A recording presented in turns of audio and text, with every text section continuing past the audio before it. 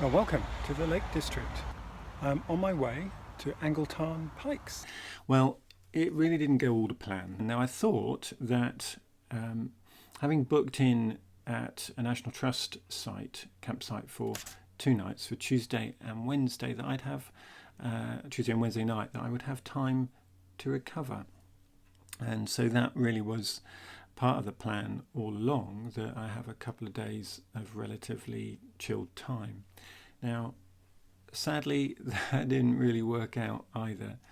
You know, you take things as they come when it comes to campsites. You never quite know who your neighbours are going to be, and on this particular occasion, my nearest neighbour turned out to be probably one of the most annoying people in the world in terms of who you want to be camped next to when you really need some time on your own. And that's the condition I was in. I just needed to be on my own.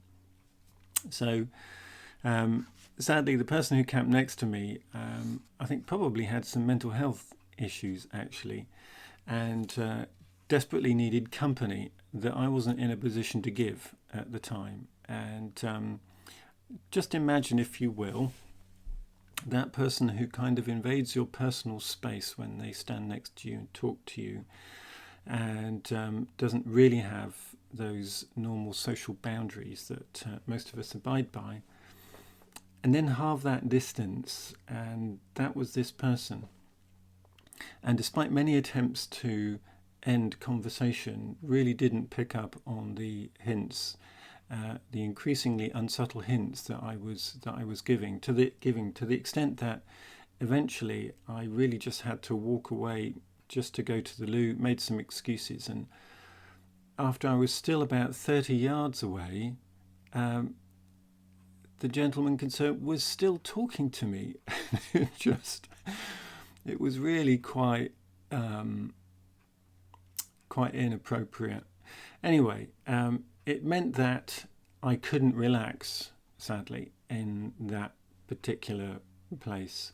I brought a nice chair along with me to sit outside my tent so I could maybe just chill and read, but I couldn't do that because every time I popped my head outside the tent, this chap would appear and start talking at me, and I really didn't want that. I just needed to be on my own. I just needed to recover. So that really just didn't work out, and I decided by the time I got around to Wednesday morning, having spent hours just cooped up inside my tent, I needed to get out of there.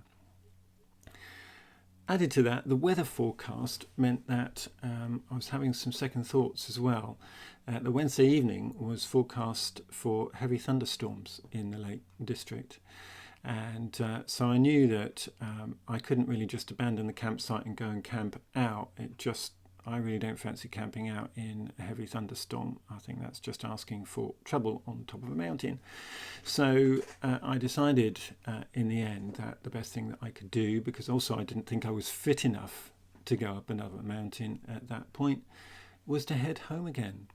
And so that's what I did. My nice planned 4-day trip, or 4-nighter, in the Lake District turned out to be a 1-nighter, and one that left me really quite shattered physically, and took me a good couple of 3 days to recover from. So I just wanted to paint that little bit of a picture before you see the remainder of this video. And I think it's for me at least, it was a bit of a wake-up call to pay respect not just to the cold that can take us by surprise sometimes when we're out in these wild places, but also the heat.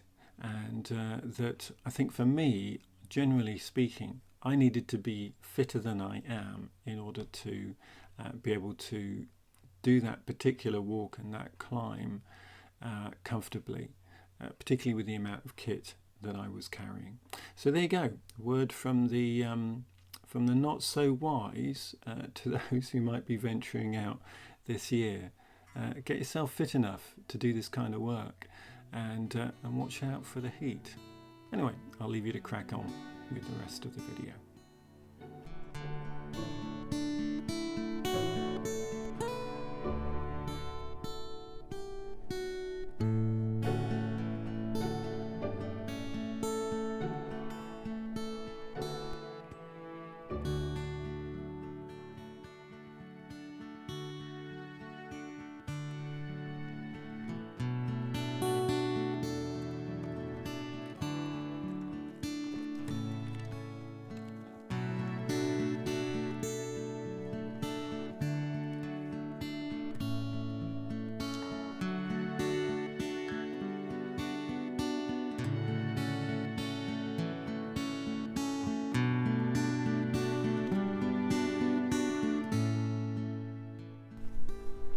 That's where I was camping for the night.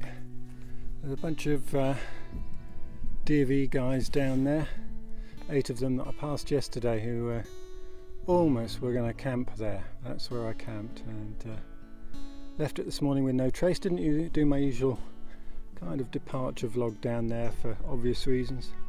8 young kids hanging around. They're good guys actually.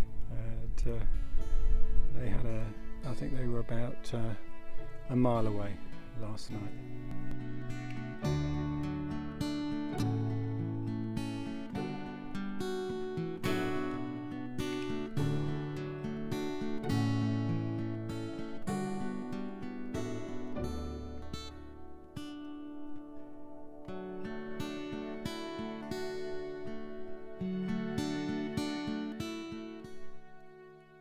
Well, it's been a really great night.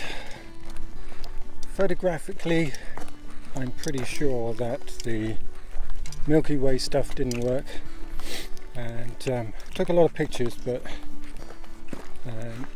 no sign that I can tell of the Milky Way.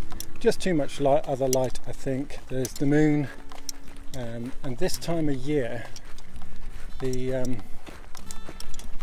astronomical twilight is pretty much all night, virtually. So there might be one or two shots, a few shots in the middle where it is dark enough, but by that time the best of the Milky Way will have come and gone, so never mind. I always knew that was a risk, and that wasn't really the main purpose of coming here anyway. So but I think I did get a couple of nice shots this morning. I'm coming back by a slightly different route, and it's pretty narrow in places. Where the path just rounds that corner there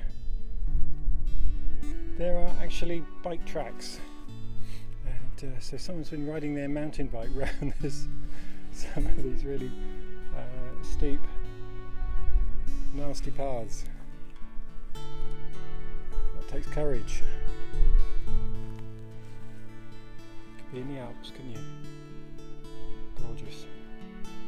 So down there, just before the near right hand corner of the lake, there's the corner of the road, and just behind that is the car park. Oops, let's try and put it in the middle of the screen. There we go.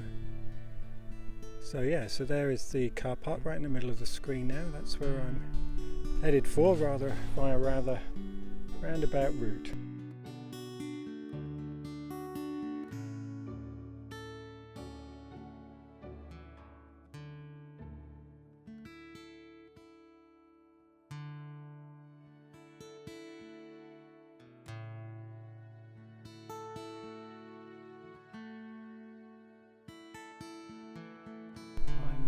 Nearly back at the car now. It's in the distance behind me, and thank you for watching, and I hope you've enjoyed it. So thanks for watching. Please do like, subscribe, and all the usual stuff. I'll see you again next time.